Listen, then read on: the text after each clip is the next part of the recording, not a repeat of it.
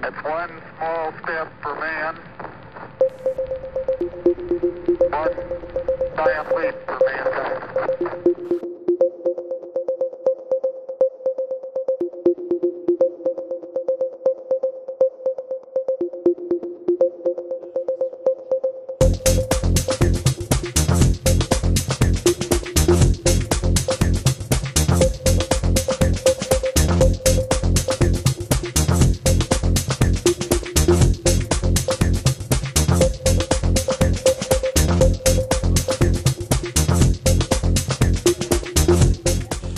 Vous aviez dû présenter le métier d'avocat ou de juriste, docteur en droit, vous auriez présenté un prétoire avec un avocat ou une avocate qui plaide, et pas une prison. Si vous aviez dû présenter, madame, le métier de médecin, vous auriez mis certainement un chirurgien ou une femme médecin qui intervient et pas simplement la photo d'un bloc opératoire. Il y a une espèce d'évanouissement de la personne de l'ingénieur derrière, d'une part sa technologie et d'autre part, tous les collègues l'ont dit, derrière l'extraordinaire polyvalence de ce qu'il peut faire. Il peut faire tout. Je pense que nous sommes dans une société qui dérive. Une société, pour tenir debout d'un point de vue économique et social, est un ensemble d'individus où il faut beaucoup et de bons ingénieurs. On en revient à l'image générale de l'ingénieur.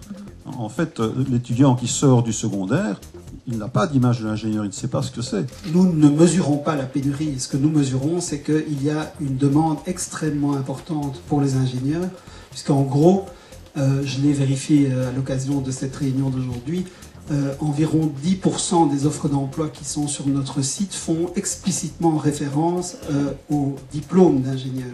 Est-ce qu'on importe des ingénieurs? Regardez les statistiques aujourd'hui en Allemagne, qui est au cœur de la zone que je viens de décrire.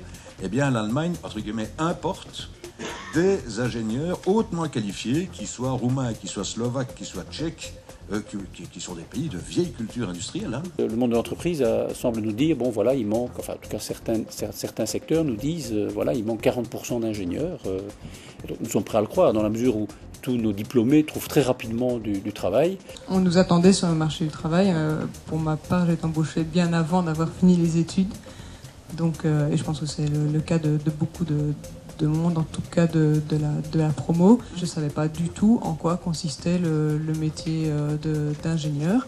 C'était un peu, en tout cas dans mon cas, et je ne pense pas être la seule, c'était un peu tracé. Voilà. Suivre avec la relation avec les maths ou... Voilà, poursuivre la relation avec les maths, je crois que c'était un peu le métier le plus logique peut-être. Et puis celui qui donnait aussi de grandes perspectives par après, qui laissait le choix.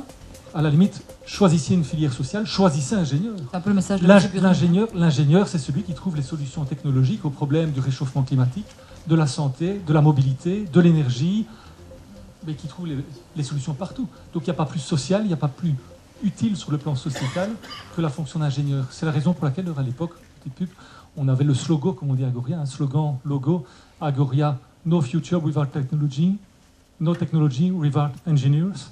Et on peut terminer en disant no future without engineers. Donc l'avenir sera avec ou sans les ingénieurs, mais si on choisit, vous en avez parlé tout à l'heure, un avenir sans ingénieurs, sans carrière technologique, eh bien, au-delà de l'impact économique, il y a aussi une perte au niveau bien, de la puissance, d'innovation et de réponse aux défis sociétaux.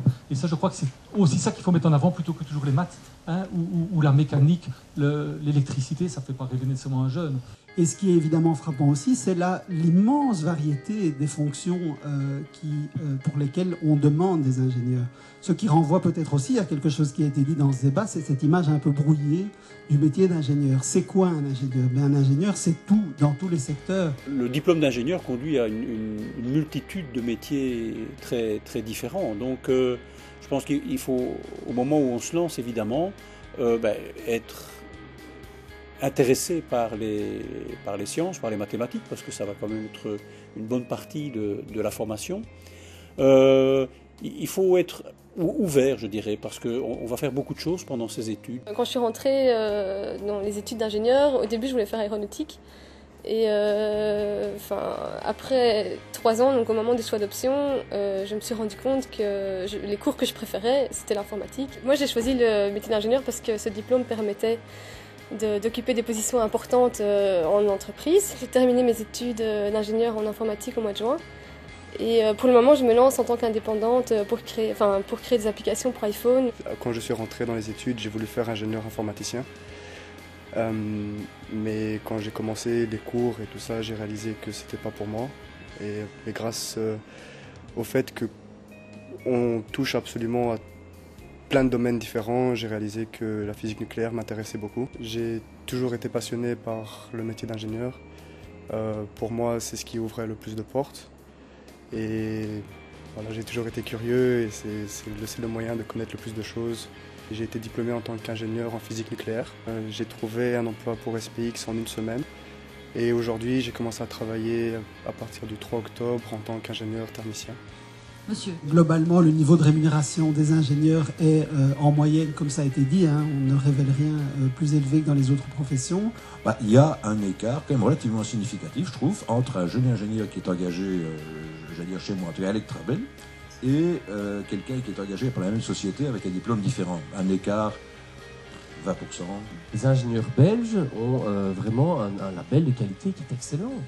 Et d'ailleurs, les gens qu'on envoie de Belgique sur des projets à l'étranger fonctionnent excessivement bien et développent effectivement ce qu'ils doivent faire dans les projets. On a vraiment à défendre cette qualité et cette diversité, finalement, cet esprit d'ouverture, cet esprit généraliste. Normalement, ça doit être quelqu'un qui est gestionnaire de projet, quelqu'un qui est capable de gérer des projets, quelqu'un qui est capable de fonctionner en équipe, quelqu'un qui est capable de diriger une équipe éventuellement. Alors ça, c'est pas nécessairement quand il va commencer, mais un jour ou l'autre, il sera amené à ça. C'est quelqu'un qui est capable de communiquer assez facilement. La communication est un élément important du métier, en français bien entendu, mais aussi éventuellement dans d'autres langues. Donc c'est quelqu'un aussi qui est ouvert à l'international. C'est aussi, me semble-t-il, important dans le monde d'aujourd'hui. C'est la première fois qu'on a réussi à rassembler 5 partenaires qui faisaient chacun dans leur coin des petites initiatives.